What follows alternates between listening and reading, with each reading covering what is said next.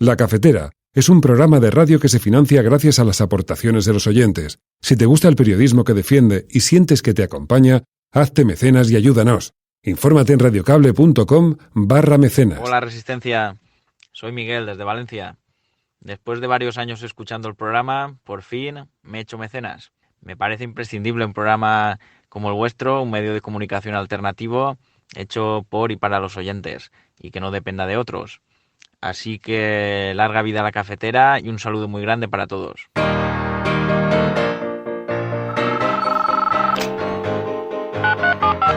Son las 8:30 de la mañana. Las 7:30 en la Casa Museo de José Saramago, en Tías, Lanzarote. Buenos días, mundo. ¿Quieres un café? La Cafetera. Dirige Fernando Berlín. En el programa La Cafetera de Radio Cable. Una entrevista en Radio Cable. Durante 20 minutos en Radio Cable y dice todo lo que van a escuchar. Mañana en La Cafetera de Radio Cable. Radio Cable, que ha conseguido una auténtica primicia, ha entrevistado esta mañana y ha conseguido situar esa entrevista y lo que le ha dicho en los titulares. Con María Navarro y Pilar de la Peña.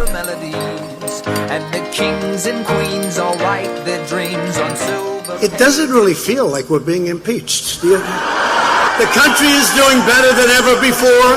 We did nothing wrong. Una orden de aprehensión injusta, ilegal, inconstitucional. No me asusta. Mientras tenga la vida y el destino me acompañe, voy a seguir la lucha política por una Bolivia digna, soberana. Queremos ser la última familia que padezca este dolor y no deseamos que nadie sufra lo que estamos en este momento sufriendo nosotros y por lo que estamos pasando. Interpondremos acciones jurídicas que permitan que el homicidio de mi hermano sea conocido por la justicia ordinaria.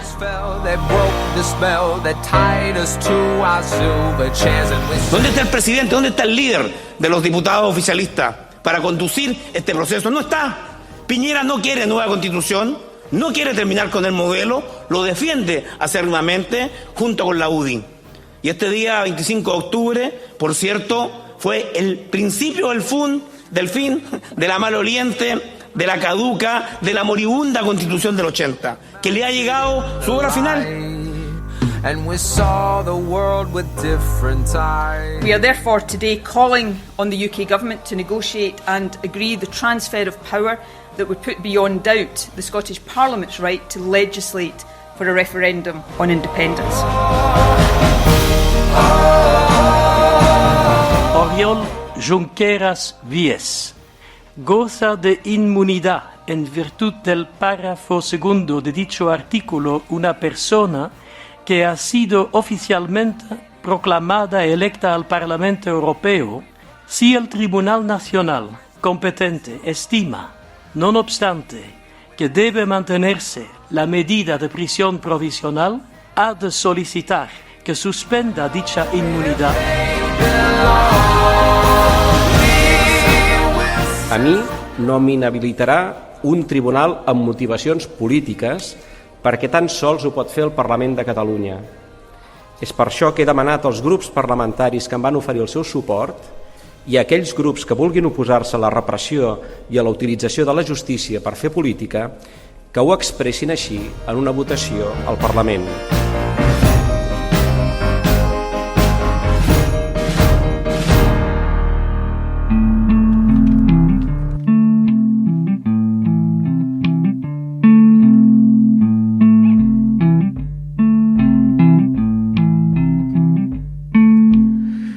Buenos días, cafetera.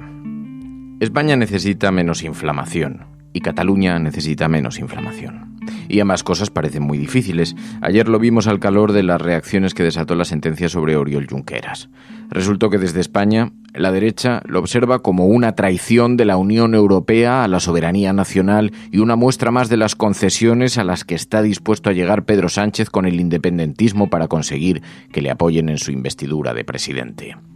Mientras tanto, en la otra orilla, desde el independentismo, se ha celebrado como si los tribunales europeos hubieran exonerado a Oriol Junqueras de los delitos por los que se le juzgó, y ni una cosa ni la otra. El varapalo a la justicia española y a la judicialización del dilema catalán es bastante evidente, pero también es cierto que esto no exonera de los cargos por los que se metió en la cárcel a Oriol Junqueras, puesto que Bruselas no analiza eso. Simplemente dice que tiene inmunidad para ser europarlamentario. Y aunque todos han teatralizado su reacción, lo cierto es que la sentencia estaba perfectamente prevista en el calendario, así que todo el mundo sabía que iba a pasar lo que ayer pasó. En todo caso, ha sido grotesca, sí, la respuesta de algunos militantes de ultraderecha en España pidiendo incluso la salida de este país de la Unión Europea tras esa decisión. Ellos que tanto denunciaron lo mal que le iría a Cataluña en el frío que hace fuera de Europa. Y como decía ayer Nos en Twitter, era inquietante ver a españolazos que decían que Cataluña sería expulsada de la Unión Europea a causa de la independencia, pidiendo que España salga ahora de Europa. O como decía Sammy en Twitter, tantos años diciéndonos que Podemos era un peligro porque según La Caverna quería irse de la Unión Europea y ahora los trolls patrióticos nacionalistas hacen trending topic el Spexit, un concepto que se inauguró ayer y que daba cierta ternura, porque semejante llamada al patriotismo español empezaba utilizando un concepto en inglés, como decía Itziar en Twitter.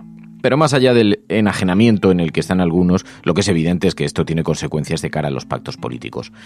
Hay quien sugiere que se ha enfriado la posibilidad de que Pedro Sánchez consiga ser presidente antes de fin de año. Y decía Enric Juliana ayer en Twitter que la sentencia europea es un duro varapalo al Tribunal Supremo, cierto, irrefutable.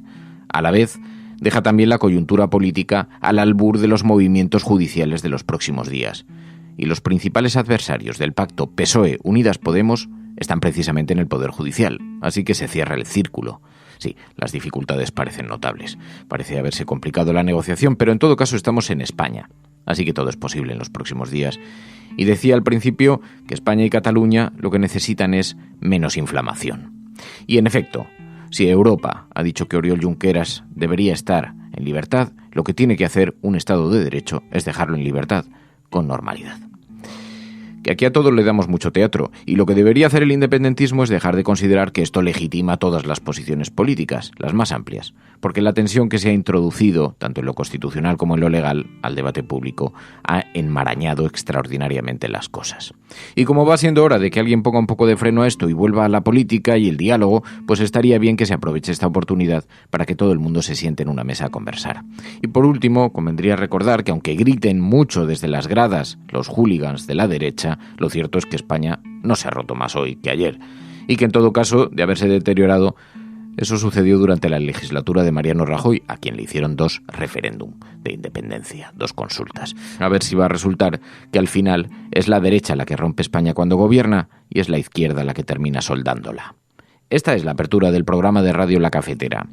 Y si lo estás escuchando eres La Resistencia y no estás sola. Felices fiestas, familia.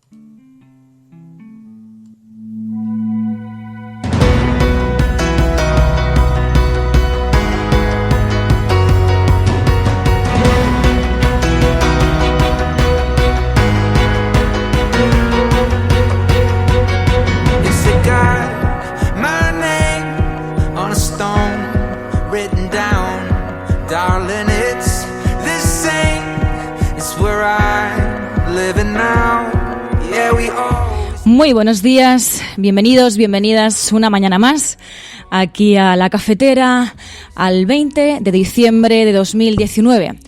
La extrema derecha pide la independencia de España. Ahora resulta que los de la España viva quieren llevar al desastre a España sacándola de la Unión Europea. A ver cómo explican esto. Partido Popular y Ciudadanos en Europa. Y con este panorama nos encontramos con la actualidad española a las puertas de 2020. Pero en este programa, como sabéis, aparte de la actualidad de aquí también a nivel internacional, lo que hacemos es hacer un repaso cada viernes sobre lo que ha dicho la prensa internacional, sobre cómo se nos ha visto en la prensa internacional y también cuáles han sido los temas más comentados en los medios internacionales. En concreto, esta vez vamos a hacer un repaso anual. ¿Cuáles han sido los temas más comentados en la prensa internacional en este año y lo haremos de la mano de Pilar de la Peña para saber cuáles son esas noticias, las noticias más comentadas de 2019, y también haremos algo similar, un repaso de las series y los documentales que hemos ido comentando en el programa, en ese podcast que hacemos con Ana Pastor, el podcast Plata o Plomo, para ver cuáles han sido las series y los documentales que hemos comentado, cuáles han sido los más populares también entre vosotros, entre la audiencia, y terminaremos hablando de una obra de teatro imprescindible. Se llama Celebraré mi muerte, una obra sobre Marcos Orman, el primer doctor condenado por practicar una eutanasia en España, y la interpreta además el propio Orman en un monólogo. Así que tenemos muchísimos contenidos, muchísimas cosas que comentar, tanto de la agenda setting como de otros asuntos. Así que id incorporándoos, las que estáis en directo, las que escucháis desde la retaguardia, a todos y a todas, muy buenos días, muy buenas tardes o muy buenas noches.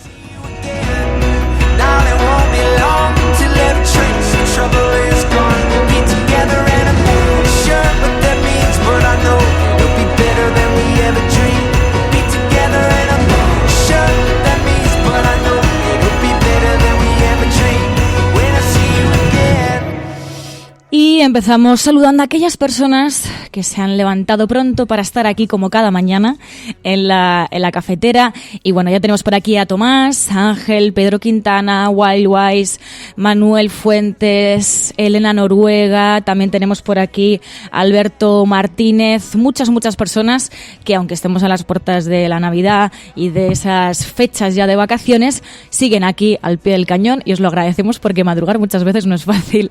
Así que iremos comentando además el programa de hoy con el hashtag #LaCafeteraSpexit.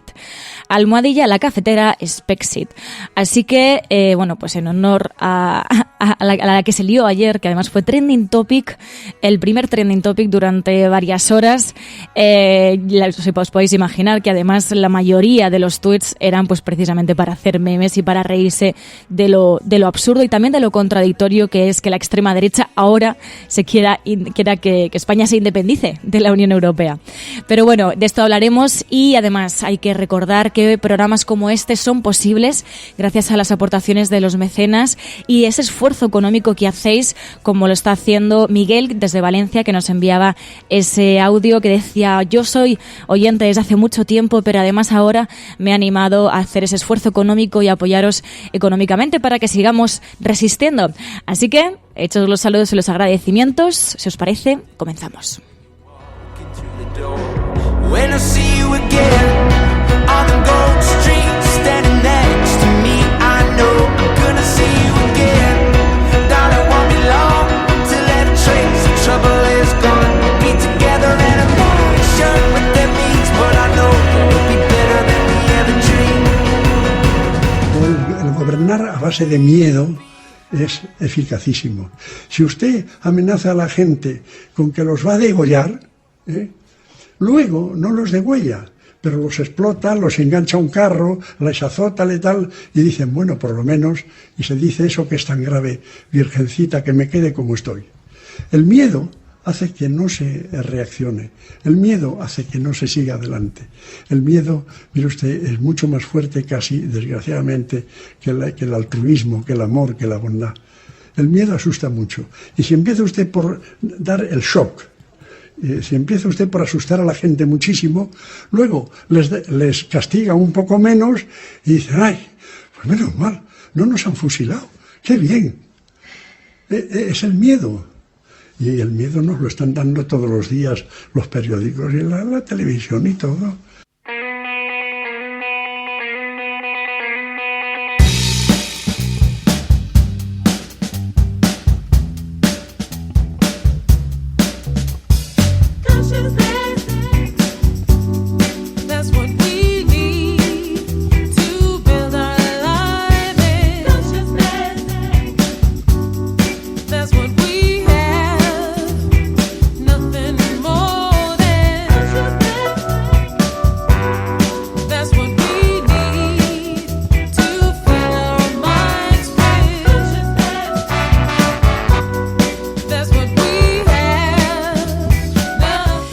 Y empezamos repasando, como cada mañana, las portadas de papel. ¿Cuáles han sido los temas más comentados, los temas de portada? Os podéis imaginar, el tema de la inmunidad de Junqueras ha copado la prensa nacional. En concreto, en el diario El País titulan: La justicia europea reconoce la inmunidad de Junqueras. Dicen: el Tribunal de la Unión Europea concluye que adquirió la condición de eurodiputado tras la elección. Dicen que Esquerra Republicana congela así la investidura hasta que la Abogacía del Estado se pronuncie, y que la Eurocámara levanta el veto a la entrada para Puigdemont y para Comín. En el diario ABC también recogen esto mismo, lo llevan en portada, pero de una manera diferente. Dicen: Esquerra Republicana planta al PSOE hasta que tenga un gesto con Junqueras. El fallo de la justicia europea, que reconoce la inmunidad del líder de Esquerra como eurodiputado, complica la investidura de Sánchez, y explican que Torra podría retener, dicen, unos meses la Generalitat, pese a ser condenado a 1 año y medio de inhabilitación por no retirar los lazos amarillos, porque claro, casualidades de la vida, poco después de conocer el asunto sobre la inmunidad de Junqueras, conocimos el asunto que tiene que ver con la inhabilitación de Quim Torra por no retirar unos lazos amarillos, una condena de 1 año y medio de inhabilitación. En el diario El Mundo dice: la Unión Europea golpea a la justicia española y envalentona al separatismo, así lo titula el diario El Mundo, y dice que la sentencia avala la inmunidad de Puigdemont y la Eurocámara se prepara para acreditarlo a él y a Comín en cuestión de días. Y en el diario La Razón hablan directamente de investidura inhabilitada. Dicen: Pedro Sánchez asume que no será presidente antes de enero, y explican que Torra podría ser inhabilitado sin sentencia firme tras ser condenado a 1 año y medio, y que el juicio en ningún caso se anulará, como piden los independentistas. Además, dicen: Puigdemont celebra que será eurodiputado. Llevan esa imagen de Puigdemont y de Comín pues celebrando esa cuestión sobre la inmunidad de Junqueras. Y también dicen en el diario La Razón: el juez Llarena mantendrá la orden de detención. Así lo han visto las principales portadas nacionales. Vamos a escuchar cuáles han sido los audios que, digamos, contextualizan todo este asunto. Escuchábamos al presidente de la Corte Europea hablando de esta decisión. Oriol Junqueras Víez goza de inmunidad en virtud del párrafo 2 de dicho artículo una persona que ha sido oficialmente proclamada electa al Parlamento Europeo. Esta inmunidad implica el levantamiento de la medida de prisión provisional impuesta, al objeto de permitir al interesado desplazarse al Parlamento Europeo y cumplir allí las formalidades requeridas. Si el Tribunal Nacional competente estima, no obstante, que debe mantenerse la medida de prisión provisional tras la adquisición por el interesado de la condición de miembro del Parlamento Europeo, ha de solicitar a la mayor brevedad al Parlamento Europeo que suspenda dicha inmunidad.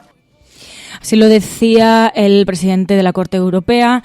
Y ahora, como dice el diario.es, la pelota vuelve al Supremo, y El País, en su versión digital, dice: el Parlamento Europeo espera iniciar hoy los trámites para acreditar a Puigdemont como eurodiputado. Puigdemont y Comín esperan entonces poder entrar este mismo viernes en la Eurocámara. Dijeron: vamos a intentarlo.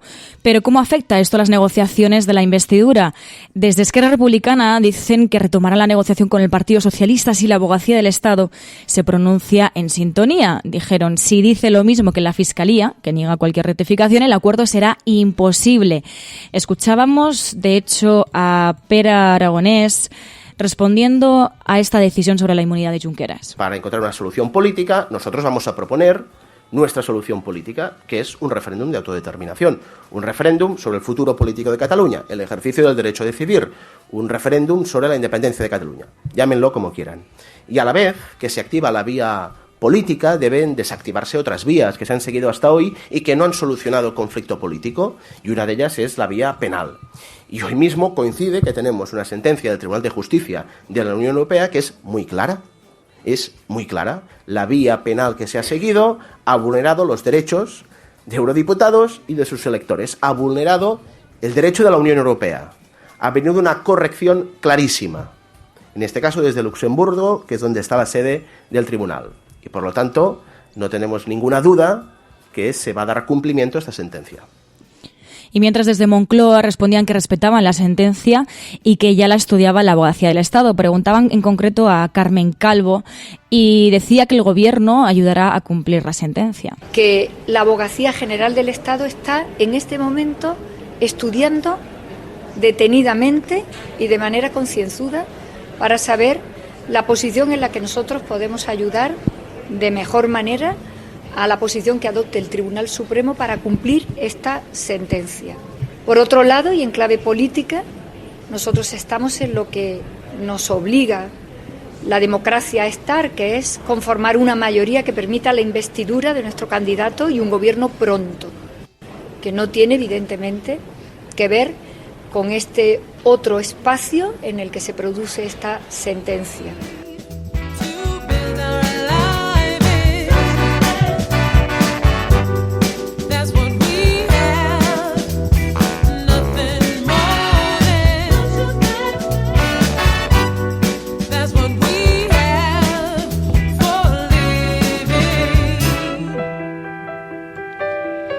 Pero no era la única a la que le preguntaban sobre este asunto. También preguntaban a Urkullu y a Aitor Esteban. Aitor Esteban, en concreto, decía que efectivamente puede influir, puede afectar este asunto a las negociaciones para la investidura de Pedro Sánchez.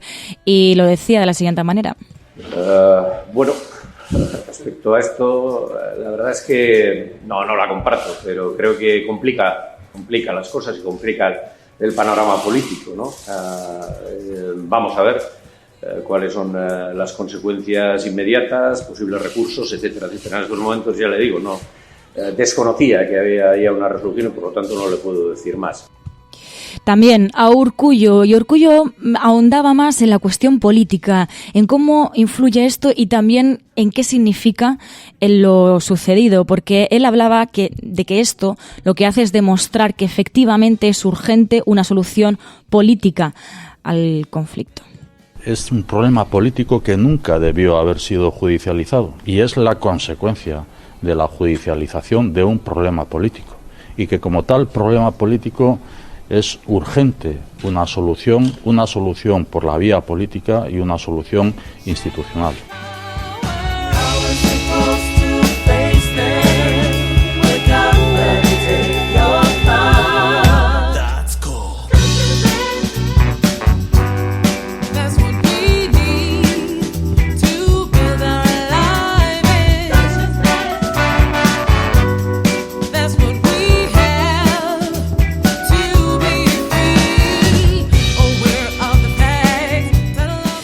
Pero, bueno, como decíamos, poco después conocíamos por casualidad la noticia de la condena que produciría la inhabilitación de 1 año y medio para Torra por no retirar lazos amarillos. Sin embargo, él decía, a mí no me inhabilitará un tribunal con motivaciones políticas.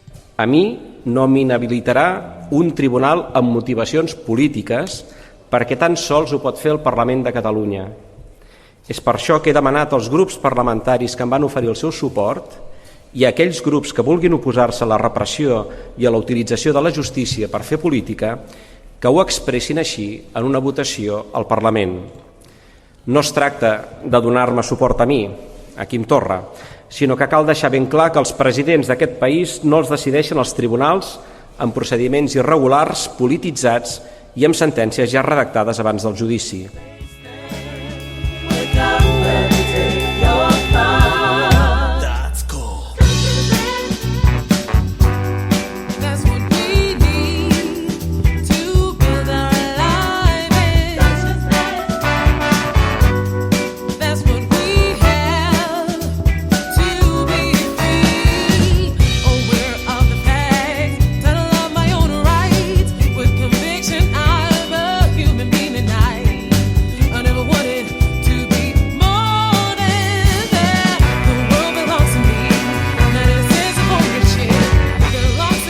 Estaba leyendo por aquí, además, el hashtag, los tweets que estáis poniendo con el hashtag La Cafetera Spexit, Y decía, por ejemplo, por aquí José Alquebla decía, los que piden el Spexit supongo que estarán de acuerdo en que para decidirlo debería votar toda Europa, no solo España, ¿no?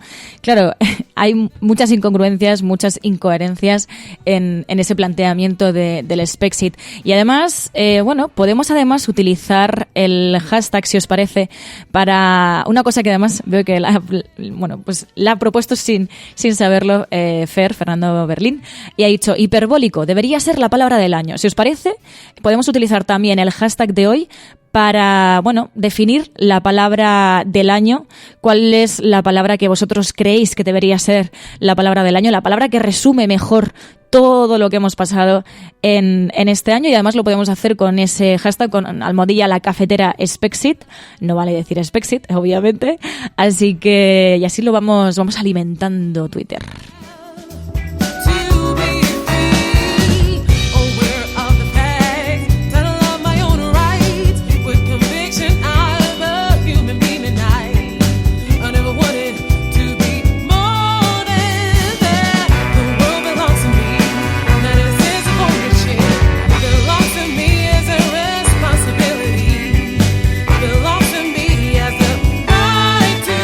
Pero si precisamente hablamos de Europa, nos encontramos con que en Reino Unido se abre otro frente. Ahora el gobierno escocés pide un nuevo referéndum de independencia.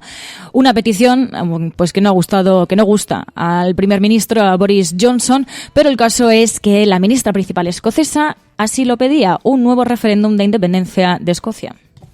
We are therefore today calling on the UK government to negotiate and agree the transfer of power that would put beyond doubt the Scottish Parliament's right to legislate for a referendum on independence. We will continue to pursue the democratic case for Scotland's right to choose. We will do so in a reasonable and considered manner.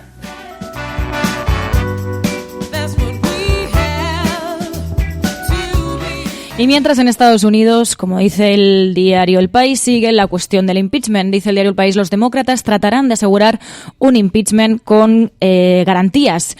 El caso es que Trump es curioso porque sabiendo y teniendo debería ser consciente de lo improbable que es que salga adelante este impeachment, que sea efectivo este impeachment. El caso es que él sigue hablando de ello.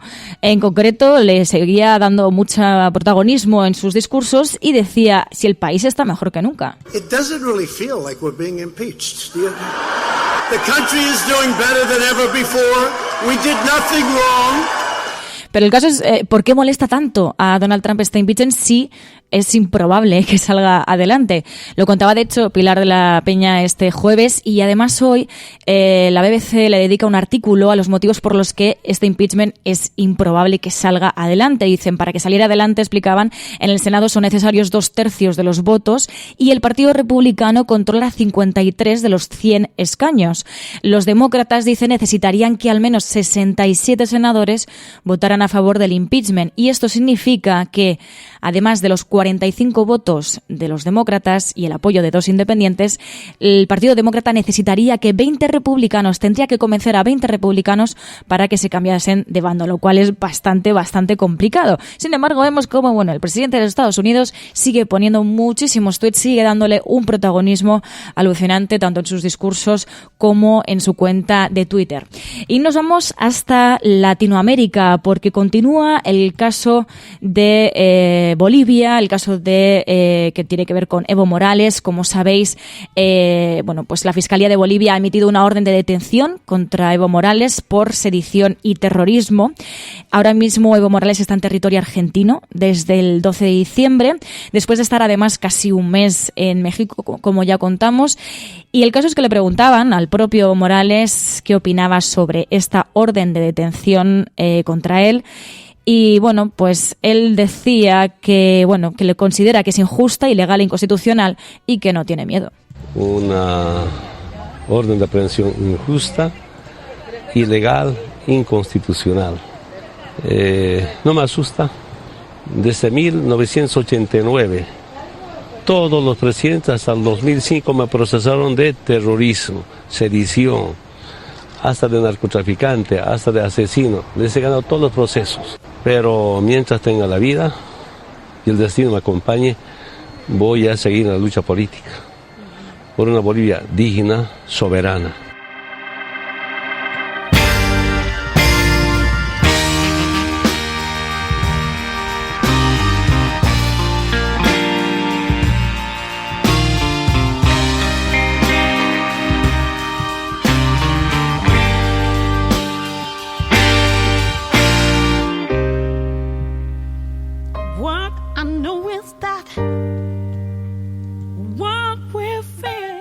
Y siguiendo Latinoamérica nos tenemos que ir hasta Colombia porque recordáis ese joven estudiante que falleció en las protestas, Dylan Cruz, y de hecho pusimos aquí en su momento ese mensaje que lanzaba su propia hermana, que fue tan viral y fue tan apoyado en redes. Pues bien, ahora conocemos que la familia de este estudiante exige que la justicia ordinaria asuma el caso y de hecho la propia hermana hacía precisamente de portavoz de la familia y lo contaba así. Queremos ser la última familia que padezca este dolor y no deseamos que nadie sufra lo que estamos en este momento sufriendo nosotros y por lo que estamos pasando. Nos preguntamos si la justicia penal militar puede garantizar esto y no lo creemos posible.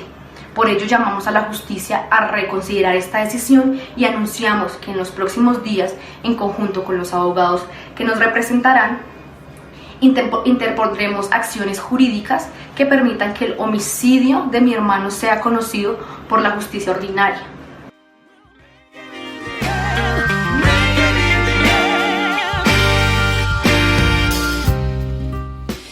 Y volviendo a Chile, sigue avanzando esa reforma constitucional. En este caso, el Senado ha aprobado esa reforma constitucional para convocar un referéndum para el próximo 26 de abril de 2020, pero no ha sido precisamente un camino fácil.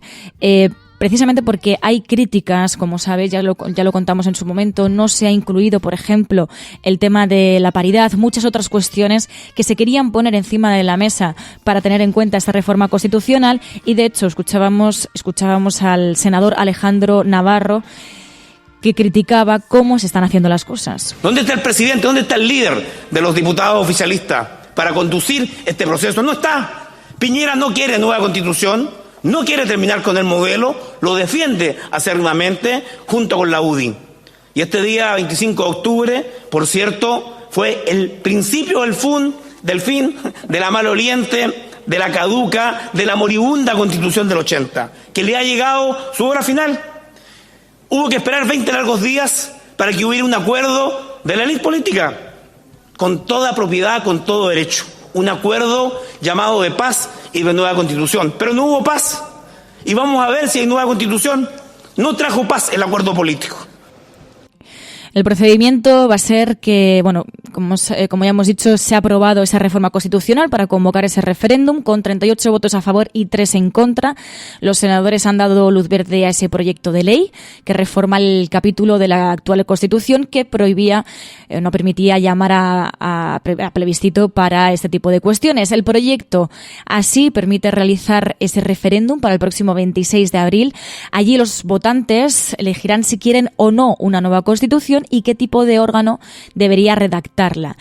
El caso es que, si gana el sí, el próximo mes de octubre de 2020 se elegirá a los miembros de ese órgano y coincidiendo además con las elecciones regionales y municipales. Entonces, la nueva Constitución se ratificará en otro referéndum, en este caso con sufragio universal y con voto obligatorio. Así que queda todavía mucho por andar para esa nueva Constitución de Chile que ha sido forzada por las protestas sociales.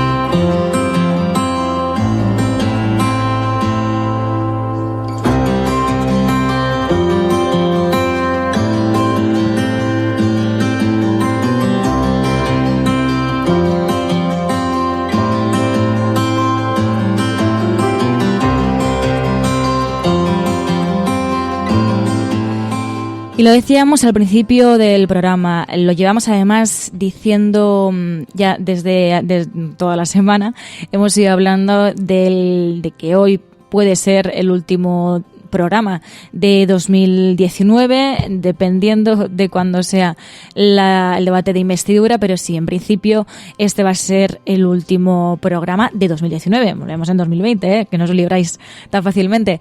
Y como decíamos, como cada viernes hablamos de prensa internacional y también hablamos de series y de documentales, en este caso con Ana Pastor. Entonces lo que hemos hecho ha sido pensar en cuáles han sido, en hacer un repaso anual, tanto en el caso de la prensa internacional como en el caso de las series y los documentales. En el primer caso, pues hablando de cuáles han sido los temas más comentados por la prensa internacional, tanto de España como de fuera de España, y en el caso de las series y los documentales también hemos hecho ese repaso anual para, pues hacer ese repaso, valga la redundancia, para conocer, pues todas esas cosas que hemos ido aprendiendo, que hemos ido reflexionando en torno a series y a documentales. Y además queríamos hablar, como decíamos al principio, de esa obra de teatro que es imprescindible. Ahora está en el Teatro del Barrio en Madrid, pero sabemos que va a estar en más sitios, no solamente en Madrid. Se llama Celebraré mi muerte y es una obra sobre Marcos Orman, el primer doctor condenado por practicar una eutanasia en España, y la interpreta él mismo en un monólogo. Así que, si os parece, comenzamos. Podrán decir todos los periódicos del mundo lo que quieran. Secessionist parties in Catalonia have wasted no time following the reconvening. Vamos a esta hora con información de último minuto. A esta hora en España, el ex vicepresidente del gobierno. En España finaliza el recuento de votos en los comicios municipales y autonómicos con una participación del... En las últimas semanas hemos podido comprobar cómo los medios de comunicación internacionales... Imagínense cualquier lector de la prensa extranjera que descubre que al que se propone para el Banco Mundial... A Spanish nurse who helped treat 2 Ebola victims in Madrid has tested positive for the disease herself. Spain announced that a nurse is the latest to be diagnosed. Bueno, pues cuando terminábamos la semana ya lo sabéis que hemos estado haciendo diferentes aproximaciones a la prensa internacional, y los viernes lo que hemos estado haciendo a lo largo del año es poner el foco en aquellas noticias que han proyectado la imagen de España en el exterior, es decir, qué noticias han tenido repercusión fuera de España que hablaban sobre nosotros. Y lo hacemos de la mano de Pilar de la Peña. Pilar de la Peña, buenos días. Hola, buenos días. Y entonces, si tenemos que hacer un pequeño repaso de en qué ha consistido esa proyección de imagen, cómo han hablado de nosotros, los grandes temas, desde luego uno de los grandes temas de los que se ha hablado en el exterior sobre España ha sido la crisis política y las elecciones, ¿no? Sí, ha sido, la verdad, uno de los temas que más atención ha acaparado en la prensa internacional, casi desde el primer momento. Además, repasando un poco para hacer esta sección hoy, he estado viendo incluso desde el 4 de enero había artículos que hablaban de la crisis política, de la situación que vivía España, y de Vox, que es otro de los grandes, digamos, del auge de la extrema derecha, que prácticamente desde enero. Además hay que recordar que fueron las elecciones andaluzas, que entró en el gobierno andaluz. Es verdad que es una cosa que ha llamado mucho la atención. Luego, con el transcurso de las semanas, de los meses, el bloqueo y esta situación de ingobernabilidad que parece que tiene España, desde luego en este último año, de forma muy acuciante, es una de las cosas que más se ha destacado en la prensa internacional. Por ejemplo, ¿desde qué perspectivas, con qué aproximaciones, cómo se ha observado? Bueno, realmente lo primero que empiezan a notar es eso, la incapacidad del gobierno de Pedro Sánchez para aprobar presupuestos y con la convocatoria de elecciones. A partir de ahí se empieza a elucubrar un poquito sobre qué puede suceder. Ya van notando, por ejemplo, van fijándose un poco en los cambios, digamos, en el paisaje político, ¿no? Yo he visto artículos en Le Monde y en varios otros sitios de cómo Ciudadanos perdía el centro, esa aproximación, un poco esa derechización. El Partido Popular también. Había otro artículo de Le Monde que literalmente se titulaba "El PP vira muy a la derecha para contrarrestar a Vox". Al mismo tiempo se destaca un poco cómo el PSOE intenta posicionarse como una opción pues más sensata, y luego llegan las elecciones del 28 de abril que claramente causan un gran interés por dos aspectos: por la clara victoria de Pedro Sánchez, que hasta cierto punto no sorprende, pero bueno, sí que se resalta especialmente en el exterior, y luego la irrupción de Vox. Lo que se destaca además es que la fragmentación del paisaje político español se consuma, que es verdad que pasa a tener 5 partidos nacionales muy divididos y con una difícil mayoría, ¿no? La difícil aritmética parlamentaria que empiezan a destocar. En las elecciones del 28 de abril hay varios medios que hablan de que puede ser una oportunidad para la izquierda y para Cataluña. Hoy en día, con todo lo que ha sucedido, pues es irónico, ¿no?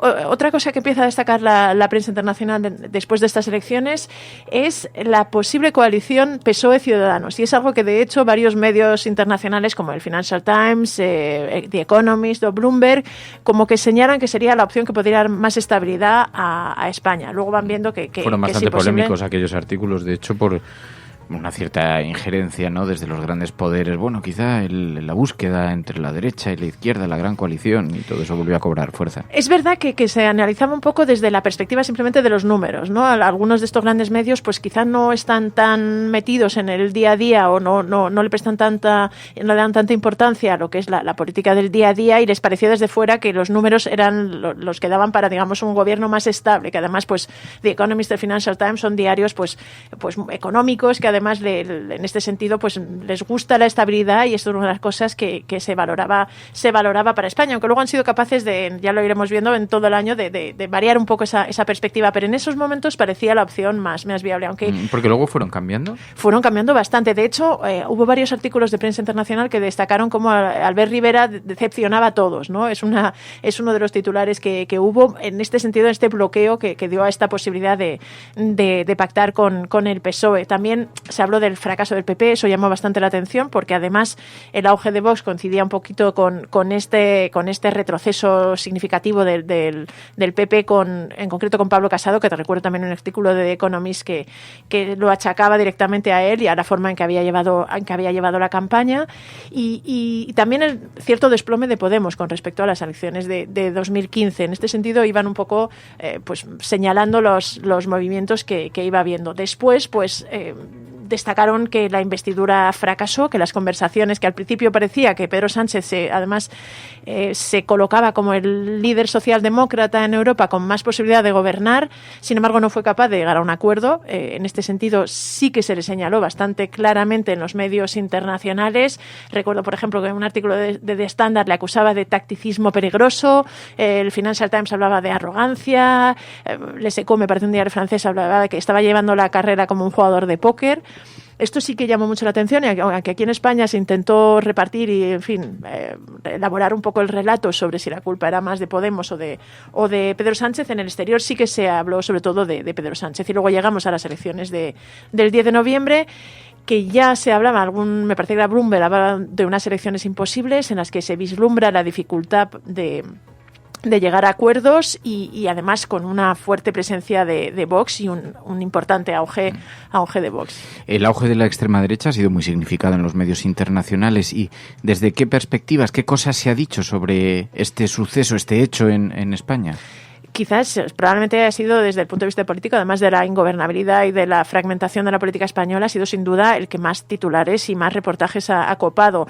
Recordaréis que habíamos comentado que en la prensa internacional y en general en toda Europa existía una sensación de que España era una excepción y que no tenía una presencia de un partido de extrema derecha con fuerza y con poder en el Parlamento. De hecho, no tenía ningún tipo de representación, y ya desde enero, ya os digo, el primer artículo que encuentro es del 6 de enero, hay un artículo del New York Times que resalta que la extrema derecha ha vuelto a encontrar su voz en España. Así que la prensa internacional ha ubicado siempre a Vox en la extrema derecha. Bastante, sí. Es verdad que ha ido luego modulando un poquito, y algunos medios han señalado ciertas diferencias con respecto a la extrema derecha clásica o convencional, pero sí se homologa a Vox como en el movimiento pues populista, ultranacionalista. Es uno de los adjetivos que más utilizan los medios internacionales para referirse a Vox. Antifeminista, antiinmigrantes también, pero eso, muy nacionalista. Es sobre todo el argumento digamos el calificativo que más le dedica. Llamó de la atención desde el mismo momento en que logra pues entrar en el Parlamento andaluz.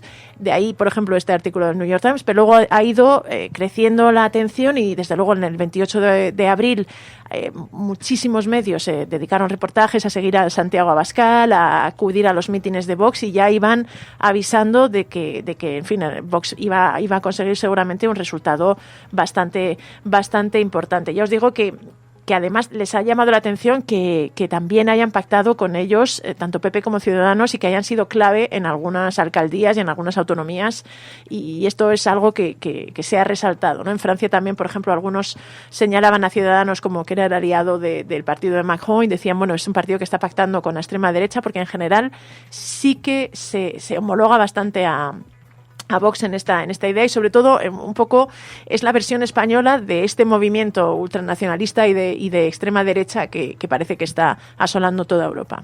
Y claro, de la extrema derecha, la exhumación de Franco, el impacto ya sabíamos que iba a ser muy notorio en los medios internacionales. Igualmente, ¿cómo se aproximaron a esta noticia? ¿Con qué reflexiones, con qué titulares, dónde enfocaron? Pues la verdad es que en general, desde el primer momento, todo el año, si repasamos todo el año, la prensa internacional está muy pendiente de esta posible exhumación. Me parece que era de enero o de febrero, había un artículo en New Yorker que destacaba que Franco seguía dividiendo a España incluso 40 años después de morir, y han estado siguiendo pues la batalla que hubo primero en el Supremo con la paralización de la exhumación, luego esa especie de conflicto diplomático que tuvo el gobierno con el Vaticano por la exhumación, la polémica con el nuncio, no sé si os acordaréis, todo eso lo ha recogido la prensa internacional, porque es verdad, ya lo hemos comentado, que todo lo que tiene que ver con el franquismo y con Franco es algo que es como una especie de banderín de enganche, ¿no? En el exterior llama mucho la atención y en fin, causa mucho interés. Una vez que ya se produce el fallo del Supremo a favor de la exhumación, pues en numerosísimos medios internacionales se empieza un poco a destacar esa idea de que España por fin va a terminar con este anacronismo. Se señala el Valle de los Caídos como un sitio, pues un mausoleo opulento, un santuario fascista, un sitio ostentoso, y en fin, como la necesidad de que se ponga fin a esta situación. Y en este sentido, algunos de los titulares que los medios destacan, pues habla de Corriere della Sera, por ejemplo, dice que España es ahora un país más normal. El Frankfurter Allgemeine decía que el audaz movimiento del gobierno marca el final de una vergonzosa anomalía. Es verdad que Le Monde decía algo así como España entierra por segunda vez a Franco. No entran tanto en alguna de las polémicas que hubo aquí sobre si, digamos, sirvió un poquito para dar protagonismo a la familia Franco y al franquismo, sino se centran sobre todo en esta sensación de que España por fin cumple con una cosa que tenía pendiente. Recuerdo un artículo también o un editorial de The Guardian y en fin de varios medios que destacan esto, ¿no? Que por fin España pues culmina y da este paso que en cierta forma desde fuera se veía como necesario. El Deutsche Welle me parece que también lo destacaba. Y desde luego Cataluña, el juicio del 1 de octubre, el extraordinario protagonismo que ha tenido en los medios de comunicación internacionales ha sido muy evidente, pero también ¿desde qué enfoque? Bueno, al producirse el juicio, al iniciarse el juicio, pues recuerdo que el New York Times hablaba de que era un juicio diferente a todo lo que se había visto en España. La BBC decía que ponía a prueba la justicia. Liberación decía que España se jugaba su futuro político y su prestigio. New Yorker, que era un juicio a la democracia.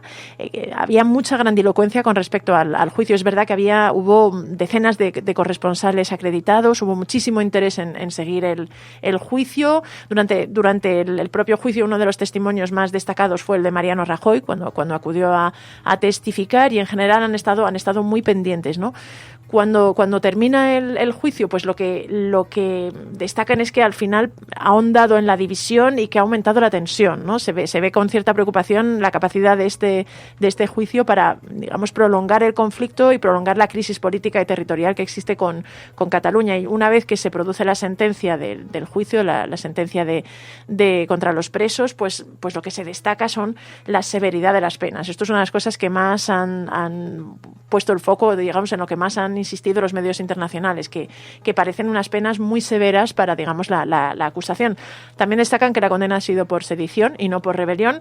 Quizá lo único que se desmarca un poco es el Wall Street Journal, que en un editorial pues habla de que las condenas son hasta cierto punto comprensibles para los crímenes, pero ya os digo que en general existe la sensación en el exterior de que fueron unas condenas demasiado severas o al menos muy pesadas, ¿no?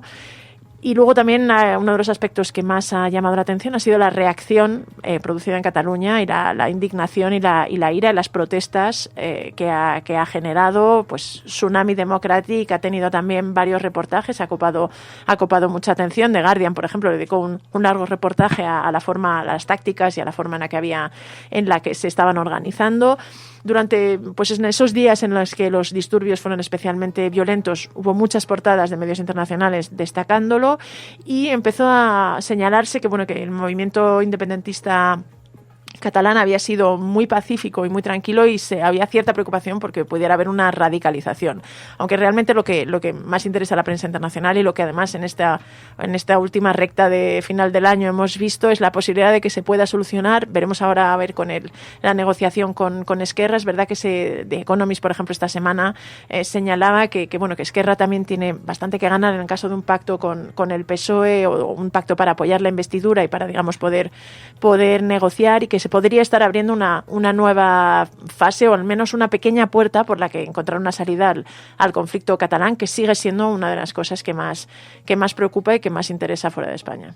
Y en temas así más genéricos, no tan directamente políticos, hemos visto, por ejemplo, que sobre el Open Arms y sobre refugiados, sobre inmigración, ha habido también una cierta polémica recogida en los medios internacionales. Sí, es verdad que, mira, repasando esto, me parece que era el 15 de enero ya, o una cosa así, varios medios internacionales destacaban cómo el gobierno de Pedro Sánchez había bloqueado el barco del Open Arms y no le dejaba salir.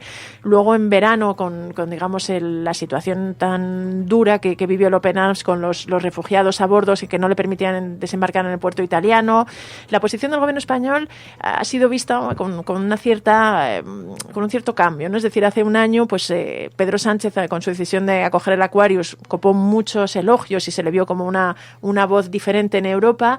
En este 2019, algunos medios han señalado que había endurecido un poquito su discurso. Creo recordar que había un reportaje de Político, por ejemplo, que hablaba de esto. Y después, cuando digamos está ya el conflicto más duro con el Open Arms, muchos medios hablan un poco de la tensión diplomática con Italia. Hay que recordar que fue una decisión de Matteo Salvini, que en este sentido hubo una posición polémica del gobierno español, que primero no habló no permitió en ningún momento que se pudieran desembarcar en España, que luego sí ofreció los puertos españoles para desembarcar. Es verdad que ha llamado la atención, pero sí que ha habido una cierta percepción de que España había endurecido un poco la política. También varios medios destacaban que había habido muchas más llegadas de inmigrantes a España en este último año y medio. Y luego algún artículo en la prensa italiana que hablaba que criticaba al gobierno español y le acusaba de buenismo hipócrita, ¿no? Destacaba que además, una vez que ya se permite el desembarco del Open Arms, que al final España había dicho que iba a acoger muy poquitos inmigrantes. En este sentido sí que se ha señalado un poquito la posición del gobierno español. Y también sobre violencia de género se ha hablado mucho.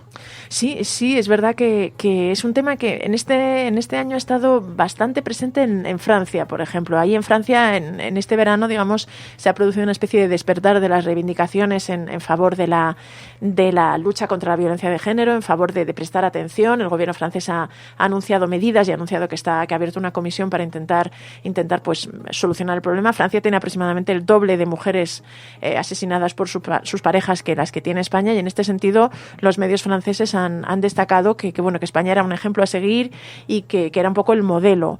Aunque es verdad que también han estado muy pendientes y han puesto bastante el foco en cómo lo que se alababa especialmente de España, que era el consenso y digamos la unanimidad política en favor de las causas de género, en favor de la lucha contra la violencia machista, pues estaba resquebrajando por el auge de Vox. De hecho, me parece que era en enero ya había artículos de cómo señalaban que aumentaba la tensión incluso con PP y Ciudadanos por las reclamaciones de Vox.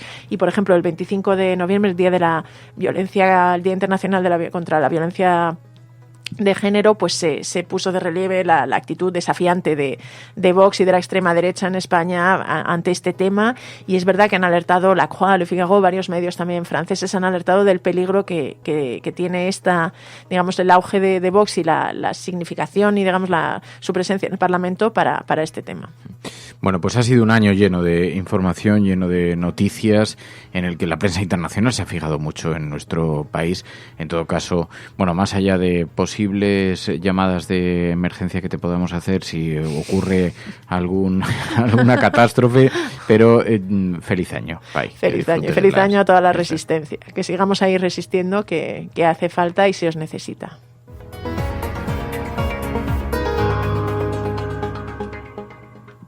La Cafetera y Neutral presentan Plata o plomo. El mundo en series. En el Juego de Tronos o ganas o mueres. Con Fernando Berlín y Ana Pastor. ¿Sabes dónde estás? Es una radio pirata.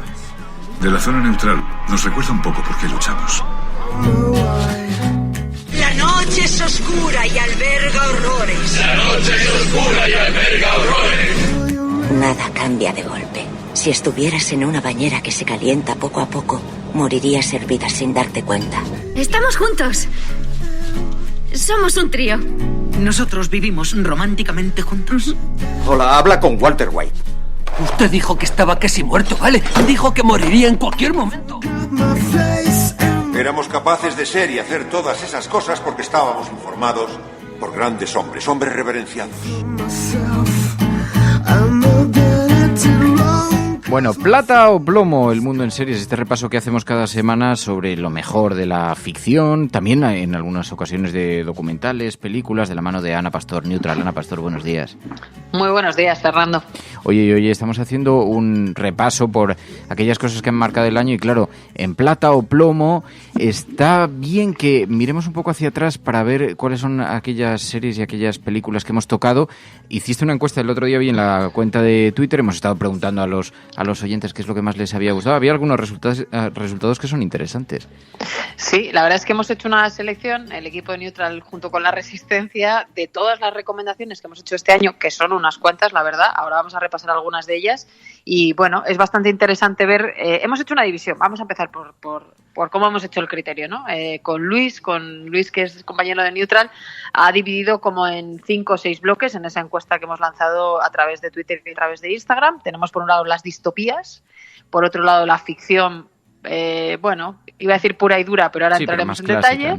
¿No? Eso es. Las series tiernas, los clásicos, los documentales y las series Made in Spain, ¿no? Esas son como las categorías de todo lo que hemos visto en este 2019 que está a punto de acabar y la verdad es que parece que hace 2 días, Fer, pero bueno, nos ha dado tiempo cada viernes a hacer un repaso a veces de una y a veces de varias. Parece que ha pasado una auténtica eternidad de algunas cosas, pues eso, nos ha dado tiempo a ver muchas cosas, pero claro, yo estaba viendo la clasificación que habéis hecho y luego los lectores y los seguidores de tanto de Neutral como de Ana, algunos miembros de la Resistencia han estado votando para ver cuáles les habían parecido bien en esta clasificación que habéis hecho. Claro, las premiadas son yo diría, tiene bastante sentido, como un Black Mirror, por ejemplo, en distopía, ¿no? ¿Conoces nuestro programa de personas influyentes? ¿Me admitirían en el programa? No lo harían. Necesitas en torno al 4,5. ¿4,5? Sí, claro. Además, fíjate, la democracia es así, ¿eh? Yo no comparto al 100% la clasificación de voto, sabemos, ¿no? Que tú eres muy partidaria de lo tierno, básicamente. También. Bueno, yo de las series tiernas, ahora hablaremos de ellas, soy partidaria de las 3 que han quedado como finalistas, pero bueno, vamos pero con las poco, historias, ya lo dijo Contreras, No es verdad, porque algunas de ellas, ahora estábamos recordando tú y yo, que algunas de ellas empezamos a verlas cuando las comentamos, terminamos de verlas más adelante y ahora iremos. Pero no me distraigas, que estamos en distopías. Yo soy muy de la realidad, efectivamente. Y bueno, en distopías han salido 4 como favoritas, que son Black Mirror, El cuento de la criada, Years and Years y The OA, que tengo que reconocer que esta última a mí me costó muchísimo y no la he visto entera y es quizá la que más me descuadra. Y Black Mirror, que cuando la comentamos, hombre, tiene ese capítulo tan atractivo de ir eligiendo tu propio futuro y el de los personajes, aunque para mí Black Mirror siempre tendrá un capítulo top, que es el primero, claro, el del cerdo y la retransmisión, ¿no? Sí. Pero de National Anthem creo que era aquel capítulo que es absolutamente magistral, pero sin embargo yo en este también discreparía porque he visto Black Mirror, pues lo votó el 41% de la gente, el cuento de la criada el 33%, mientras que en Instagram ganaba el cuento de la criada. Pero sin embargo que Years and Years, que ha sido una serie que nos conecta tanto con una realidad, es una distopía, pero es una distopía moderada, porque nos habla de un Reino Unido fuera de Europa, tras el Brexit, con un partido de extrema derecha gobernando. De pronto vamos viendo como similitudes con esto y ha sido, yo diría, la serie revelación porque, por lo menos entre los oyentes de este programa, era de las más comentadas, pero en efecto ha sido más votado Black Mirror, ¿no? Bueno, yo creo que compite ahí, o en mi corazón compite con el cuento de la criada claramente, Years and Years, ¿no? Pero en Instagram, por ejemplo, la votación gana el cuento de la criada, pero efectivamente para mí, si hablamos de distopías entre las que hemos recomendado, que seguro que nos hemos dejado visto alguna este año, esas dos son claramente las mejores y bueno, es verdad que El cuento de la criada han estirado la serie con varias temporadas y de momento Years and Years no, y eso hace que la serie también vaya perdiendo un poco, aunque yo sigo siendo muy fan en el caso del cuento de la criada, y cada vez que escucho en la cabecera de este momento de series plata o plomo el tema de la bañera, que es tan descriptivo de cómo no somos conscientes a veces de que las cosas cambian y cambian a peor, pues bueno, yo creo que son las dos mejores del capítulo Distopías. Y en ficción gana Chernobyl, 22% frente al siguiente When They See Us, 12%, pero Chernobyl es que es una pedazo de serie. Sí, aquí fíjate, gana tanto en Twitter como en Instagram, la Resistencia y la gente de Neutral que habéis votado ganan en ambos, ¿no? En Twitter y en Instagram gana Chernobyl. Es verdad que además ha sido la gran revelación que sustituyó, decían, en el mundo de la ficción a Juego de Tronos, aunque toca un tema completamente real, pero yo tengo que decir que de las 4 que han salido en Twitter, que son Chernobyl, When They See Us y Unbelievable, creedme, y Beautiful Boy, que fue la que comentamos el otro día, yo sí tengo que quedarme con una serie de esta categoría este año sin ninguna duda, y por encima de Chernobyl me quedo con Creedme. Unbelievable, esa serie que habla de un violador en serie y de la dificultad de una de las víctimas para hacerse creer por su propia vivencia, ¿no? Y cómo finalmente lo consigue. Está basada en un libro que también recomendamos mucho aquí en la cafetera, y creo que es muy, muy, muy buena, y comparte también en mi corazón hueco con Beautiful Boy, que es durísima y hablamos de ella el otro día, es una película, pero sí, es verdad que son realidades contadas a través de la ficción de una manera magistral. La fe y la corona son los dos pilares que sustentan este mundo. Si uno se derrumba, también el otro. Debemos hacer todo lo que sea necesario para protegernos. Pero hay que decir que es que Juego de Tronos no está en esta categoría, no está en la categoría de ficción general, sino en series políticas. Aunque, bueno, en esto puede haber cierto debate, porque digo, hombre, entre Chernobyl, Juego de Tronos ha sido, desde luego, lo que pasa es que, claro, quizá fue revelación el año pasado, ¿no? Pero claro, lleva muchas temporadas. Sí. Uh-huh. Y luego en series que nos han... Bueno, que te han enternecido. Pastor tenía su corazoncito, dijo. Bueno, he dicho 2 veces. He dicho 2 veces que tenía corazoncito y lo he dicho en apenas 2 minutos, pero sí, es verdad. Evidentemente ha ganado. Ya, fue una acusación un poco injusta, pero es que te has quedado con la etiqueta, pero... Contreras, que es así, pero es verdad que en Twitter y en Instagram ha ganado Modern Love en ambos casos, y la gente también que nos ha escuchado ha votado encarecidamente This Is Us y Jane the Virgin. Es verdad que This Is Us, que he terminado de verla hace relativamente poco porque tiene varias temporadas y muchos capítulos, es para mí maravillosa la historia de los trillizos. La comentamos también aquí, ¿no? Cómo va contando las vicisitudes de esa familia, lloras muchísimo, te lleva donde debes llorar y donde no. Y Modern Love es como una especie de joyita también que sale de esas columnas del New York Times, y de la que hablamos, por cierto, con Contreras efectivamente aquí. Pero Modern Love es verdad que tiene, quizá por la estructura, yo no sé, como son pequeños cuentecitos, pero que están muy bien relatados, sí. Está muy bien desarrollada cada una de las historias, y luego This Is Us es una historia más completa, más larga, más general, de la saga familiar, pero también repiten que la estructura es absolutamente maravillosa. Y luego, series políticas. Series políticas y clásicas, vamos a decir, porque aquí se mezcla, fíjate, hemos dicho los clásicos. En primer lugar aparece Friends, que no es una serie política, pero sí que es muy clásica, y luego sí que entran The Newsroom y The West Wing, ¿no? Por ese orden. Y en Instagram gana también Friends. Es el año de uno de los aniversarios, lo comentamos aquí con María.es. Es una serie, Friends, que ha marcado muchísimas generaciones, que los millennials y los centennials están recuperando para verla de nuevo, que provocó varios spin-off. ¿Te acuerdas que comentamos también cómo algunos de los personajes han sobrevivido a la serie e incluso han dado, no solo en películas, sino otras, ¿no? ¿En documentales? En documentales, ahí también tengo un poco el corazón partido, porque tenemos como gran ganadora en Twitter y en Instagram a Living Neverland, que es el documental en 2 capítulos de Michael Jackson y de las acusaciones contra él por pederastia, que como ya contamos aquí, a mí me dejó completamente alucinada, cómo está contado, cómo está narrado, y especialmente el papel no de esos niños y hombres que denuncian, sino más bien de las familias, ¿no? Y el papel de las madres, que son las que salen, contando cómo percibían al depredador como cerca de los hijos, pero lo consintieron durante muchísimos años, ¿no? Y ha sido un documental muy polémico porque efectivamente mucha gente cree que todas las acusaciones son falsas, ¿no? Pero y digo que tengo el corazón dividido, no sé si te pasa a ti, porque Divide y vencerás, que es la historia del creador de Fox News, es maravilloso, tanto el documental como la serie protagonizada por Russell Crowe. Y ahora estoy terminando de ver The Devil Next Door, que es la historia de Iván el Terrible, ese nazi supuesto, para no hacer spoiler, que vive en Estados Unidos y que es reclamado por la justicia israelí, que me está pareciendo maravillosa y que está basada también en hechos reales. Ya comentamos aquí en el programa con mucho impacto también. Veo que no está Peaky Blinders, que yo estoy ahora con Peaky Blinders y a mí me gusta mucho. Además tiene cierto debate, no a todo el mundo le gusta. ¿Tú Peaky Blinders lo has visto? No, la tengo ahí junto con El Irlandés. Es verdad que Peaky Blinders ya es casi un clásico, claro, porque va a toda una velocidad, pero la tengo ahí junto con la película que está en Netflix de Robert De Niro del Irlandés de Scorsese para verla, pero no. Y tenemos también pendiente de Joker. Y de Joker, es verdad, y el debate sobre la violencia y la justificación de la violencia y el relativismo moral.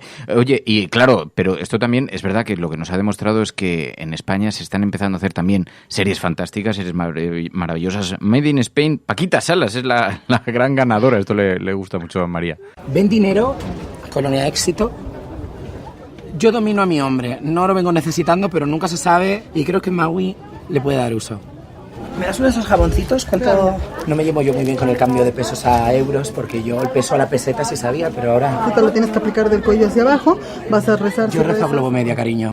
Sí, además tuvimos la suerte, y sobre todo aquí en Made in Spain, pero no solo, tuvimos la suerte de hablar con Bryce F., que es el protagonista y que es un tipo creativo, fresco, divertido, con mucha formación, a pesar de que es muy joven, y tuvimos la suerte, como sabes, yo soy una gran defensora como María Puntos y otra gente de Paquita Salas y del trabajo que han hecho los Javis y el propio Bryce, y fue un gusto. Y en Made in Spain es donde más invitados hemos tenido, ¿verdad? Sí, bueno, La caza a Monte Perdido, Pachi Freitez, uno de los actores, cabeceras o oyentes de este programa que participa en Monte Perdido. Luego Mira lo que has hecho con Berto Romero, que le tenemos tantísimo cariño, que nos gusta tanto. En fin, hay muy buenos ejemplos, pero bueno, ha sido un montón de recomendaciones a lo largo de este año, así que está bien hacer este repaso, pero tenemos algunos deberes para el año que viene, así que tenemos que apuntarlo. Tenemos un montón de deberes, la Navidad nos va a servir para ver alguna cosa más, y yo tengo ahí bajados algunos documentales de varias de las plataformas para ver también esta Navidad. Me gusta la realidad, ¿qué vamos a hacerle? Pero prometo traer también cosas bonitas, amables, tiernas y dulces para esta sección. Detrás de ese rostro aparentemente frío hay un corazón. Ana Pastor, gracias. Muchas gracias, un abrazo y felices fiestas a toda la resistencia. Felices fiestas. Plata o plomo. El mundo en series. En el Juego de Tronos o ganas o mueres. Con Fernando Berlín y Ana Pastor. ¿Sabes dónde estás? Es una radio pirata. Bueno, y ahora nos vais a permitir que, sin abandonar completamente la ficción, os hablemos de un caso muy especial. Se está representando ahora una obra de teatro en el Teatro del Barrio en Madrid, aunque va a viajar, a continuación va a Barcelona y después por toda la península. Podéis buscar información sobre esto buscando Celebraré mi muerte. Es la historia de un doctor, el primer doctor español condenado por practicar una eutanasia, que él mismo reconoció. Fue en 2005... cuando de madrugada un paciente de más de 80 años llegó al servicio de urgencias del hospital donde trabajaba nuestro protagonista, con el que vamos a hablar a continuación. Estaba sometida a dolores terribles y entonces los familiares pidieron al doctor que por favor terminase definitivamente con su sufrimiento. Bueno, saltándose el protocolo médico, le inyectó 50 miligramos de cloruro de potasio en vena. La mujer falleció a los pocos minutos y el doctor, Horman, hizo algo que nunca antes había hecho nadie en este país. Dejó escrito en el informe lo que había sucedido. Después recibió una notificación del juzgado y empezó un periplo para él. Bueno, pues ahora él mismo, a través de un monólogo, lo cuenta en el Teatro del Barrio. Lo que ocurrió, una decisión de la que nunca se ha arrepentido, porque ayudó a morir dignamente a un ser humano. Esto es La Cafetera. Estás escuchando La Cafetera. Marcos Horman, buenos días. Buen día, Fernando. Bueno, tenía muchísimo interés en hablar contigo. Me había dicho Alberto San Juan, dice, si ves la última propuesta, dice, va a estar estos días en Navidad, en algunos días, aunque creo que ya tenéis un largo recorrido con esta propuesta de obra de teatro, que es algo que va mucho más allá, porque es tu historia, ¿no?, en parte. Sí, digamos que es casi toda la historia, con una mezcla muy delicada entre imágenes, vídeos de parte de Víctor Morilla de Salvados, y después con una adaptación a un texto perfecto que hizo Alberto de muchas horas conversando, y extrajo exactamente la esencia de todo, y ha quedado algo muy bonito realmente. Decía antes de que contactáramos contigo, la historia de alguien que se enfrentó a un dilema moral hace algunos años, un médico de guardia al que los familiares de un paciente terminal de 82 años rogaron que acortase su sufrimiento. Tú eras aquel médico, en realidad. Sí. Así tal cual, era un pedido expreso por la paciente, que en un primer momento no hago caso y intento sacarla adelante. Y luego, como tú dices, el dilema se plantea cuando vuelvo a la habitación después de que ya estaba sedada, y el sufrimiento de la hija llegó a mí, que ya me olvidé de quién era, si era un médico, me puse en su lugar. Y ahí no pensé más nada en ayudarla y hacer caso a esa petición que en un primer instante no, como profesional puro y duro, no la tomé, y después quedaba nada más que la parte humana, y ahí actué en consecuencia. La ayudaste a morir dignamente, pero además lo reflejaste en el acta de aquel día. Eso luego te metió a ti en un periplo judicial gigantesco. ¿Por qué decidiste recogerlo en aquel documento? ¿Por qué decidiste dejar testimonio de lo que había sucedido? Porque hay numerosos casos, ocurren todos los días en los hospitales, pero de alguna manera tú hiciste un manifiesto público declarando aquello, ¿no? Sí, digamos que, como decimos en la obra, que es tal cual, en la obra no hay ninguna palabra de mentira, y es un poco la síntesis de todo. Es que no lo pensé, nunca pensé que estaba haciendo un delito. Claro que sí, había como médico que esto no se hace. Administrar potasio no entra dentro de los protocolos de sedación ni de ningún tipo, y no pensé nunca que esa ayuda a decir basta, a que pueda ayudar a extender la mano a alguien que estaba sufriendo y sin solución médica posible. Nada más, no pensé nunca que estaba haciendo ni un delito, ni que estaba yendo en contra de la ley, que sí que lo estaba, y que lo sé, que eso no se hace. Pero en ese momento, como tú dices, es un dilema donde la vida te pone en ciertas circunstancias donde nada más te queda esa parte humana, todo lo demás ya no tiene ningún sentido. Fuiste el único médico condenado en España por practicar una eutanasia. Esto te metió en un periplo judicial y también humano y profesional muy, muy complicado, porque has tenido muchas dificultades laborales. ¿Te has arrepentido alguna vez de aquella decisión? No, nunca. Arrepentirme del hecho en sí, nunca fue una noche para mí de una tortura. Eso nunca fue un trauma a mí, que había hecho algo que me llevara a semejante tsunami de desastre familiar y personal, no. Nunca pensé que las consecuencias iban a ser esas. Es que hay leyes que sabemos perfectamente que existen, pero no todas las leyes son justas, ¿no? Y yo moralmente nunca me sentí culpable, aunque me declaré culpable. Y ahí es donde, digamos, todo el periplo judicial que se inició en el 2005 a través de una denuncia del propio hospital, nunca desde la familia, entramos en un proceso de 4 años y medio, que llega a un acuerdo a 15 días antes del juicio, a pedido de la Fiscalía de Tarragona, y se llega a un acuerdo del cual yo acepto, del cual de 10 años de prisión me rebajan a 1 y no me inhabilitan como médico, que esa fue la otra pata del acuerdo, del cual si me inhabilitaban pues iba a juicio formal. Tuviste que irte a vivir al Reino Unido, a trabajar allí, y después un diario sensacionalista colocó el foco sobre ti, y eso te otra vez un tsunami gigantesco. Tuviste que regresar a España y bueno, estabas trabajando en una pequeña mutua como médico a domicilio. Claro, yo veo tu periplo personal. Ahora estás haciendo este acto, ¿no?, en el Teatro del Barrio, donde haces un monólogo, donde es el propio público el que, digamos, tiene que enjuiciar aquello que ocurrió, pero también humanamente para ti es una experiencia absolutamente novedosa. Te enfrentas de pronto a un público y tienes que explicar esto. ¿Qué tal está siendo la experiencia? Muy estremecedora, diría. Que la experiencia de también darme cuenta un poco que el teatro es una herramienta social maravillosa, porque la idea de la obra es un poco que la gente salga pensando en que la muerte ya no sea un tabú como lo fue en su momento el divorcio o la ley de los matrimonios de homosexuales. Sigue siendo un tabú.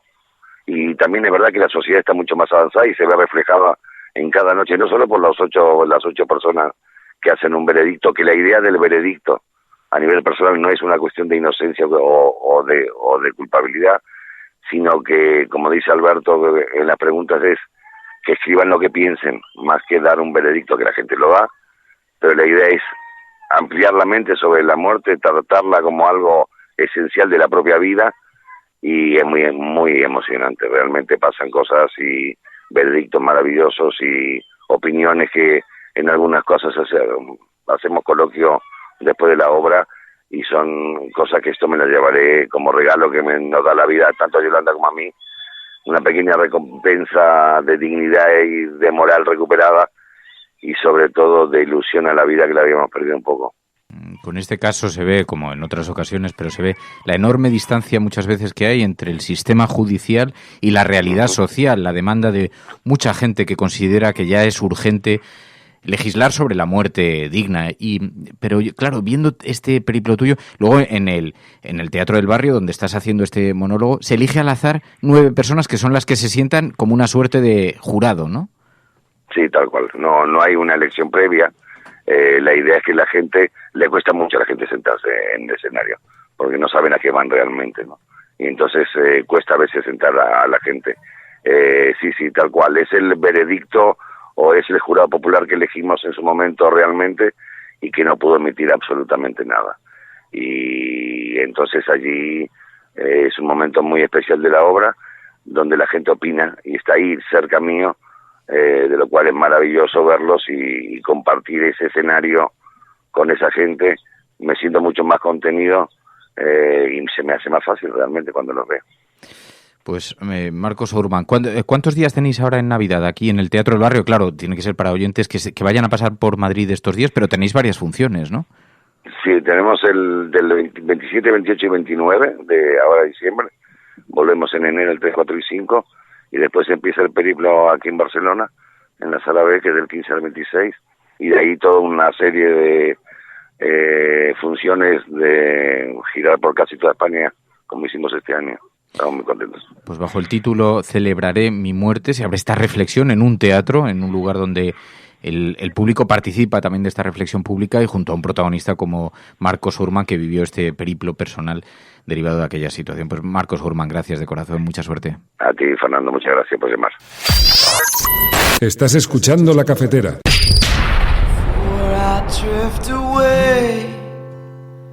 Speak to my heart, reminding me where I belong. I am not allowed to walk alone. Ahora que en la clase aprenderán a pensar otra vez por sí mismos.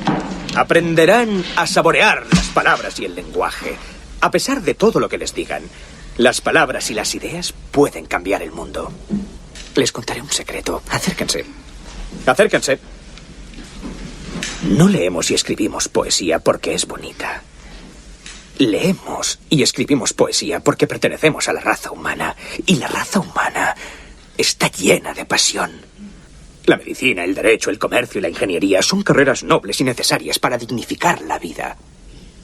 Pero la poesía, la belleza, el romanticismo, el amor, son las cosas que nos mantienen vivos. Citando a Whitman, oh mi yo, oh vida de sus preguntas que vuelven, del desfile interminable de los desleales, de las ciudades llenas de necios. ¿Qué de bueno hay en estas cosas, oh mi yo, mi vida? Respuesta: que tú estás aquí, que existe la vida y la identidad, que prosigue el poderoso drama y que tú puedes contribuir con un verso. Que prosigue el poderoso drama y que tú puedes contribuir con un verso. ¿Cuál será su verso?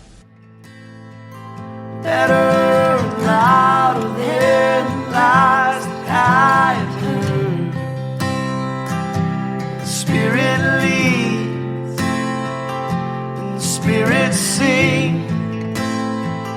me keep in step with every thundering beat. Your mercy's new every day, but I've had enough of my wandering.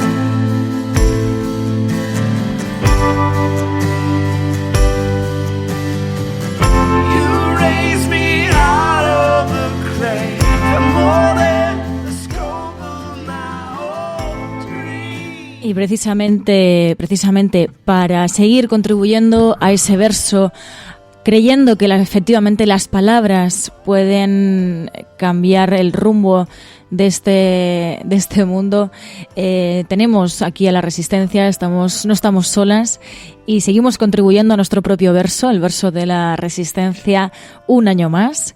De hecho, bueno, decíamos además que con el hashtag La Cafetera Spexit, bueno, pues animábamos a ver cuáles eran las palabras que resumían mejor el año que hemos vivido. Por ejemplo, por aquí Isabel Aragón decía salud, feminismo y república. También Rafael Domingo decía sin duda cambio climático. Muchos habéis apuntado precisamente a eso, a emergencia climática, a todas esas protestas y esas movilizaciones que ha habido en torno al movimiento contra el cambio climático. Pero luego también, además de la propuesta de Fer, que era hiperbólico, también hablabais de ecoansiedad. Por aquí también Hilo hablaba de la palabra victimismo. La palabra constitucionalista, decía también Isabel, dice la más manida. También decía por aquí David, dice, por un lado facha, pero también es verdad que se ha utilizado mucho la palabra coalición. Álvaro Coy hablaba de proporcionalidad. Yo también añadiría que una de las palabras también ha sido la desproporcionalidad. La Escollada hablaba también de ultraderecha, sobre el avance que ha habido de la extrema derecha, sobre todo en este año. Por aquí también Iam hablaba de la palabra sedición. Me gusta también lo que dice Vicente Arias, que él resumiría el año en la palabra teatralización. Lo que pasa que, por desgracia, creo que no es una palabra que defina solamente a este año. Creo que lo define no solamente este año, sino yo diría igual los últimos 5 años en la política española. Lo define precisamente la teatralización. También María G. habla de la palabra fascismo como una de las palabras que definen este año, pero efectivamente, si no hay una investidura de por medio, hasta 2020 vamos a descansar. Volveremos, si todo va según lo previsto, volveremos en la primera semana de enero. Y además queríamos celebrar la vida, porque, como decíais, es el cumpleaños de Belisa, oyente de este programa. Y aquí celebramos la vida siempre que podemos. Y nos falta un motivo, como el cumpleaños de Belisa, para ponernos en marcha.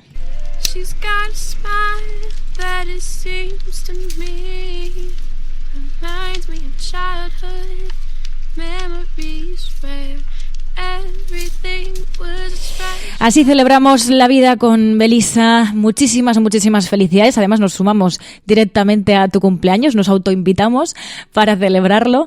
Y nada, con esto nos marchamos. Terminamos aquí el que seguramente sea el último programa del año. Quería daros, en nombre de todo el equipo, muchísimas gracias.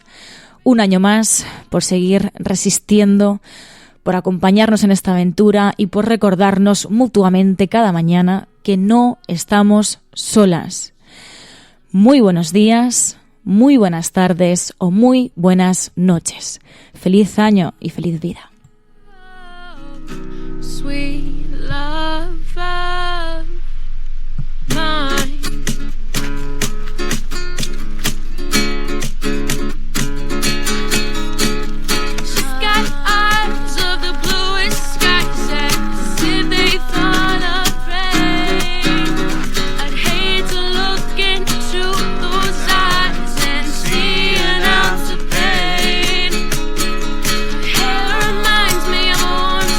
Place where as a child I'd hide and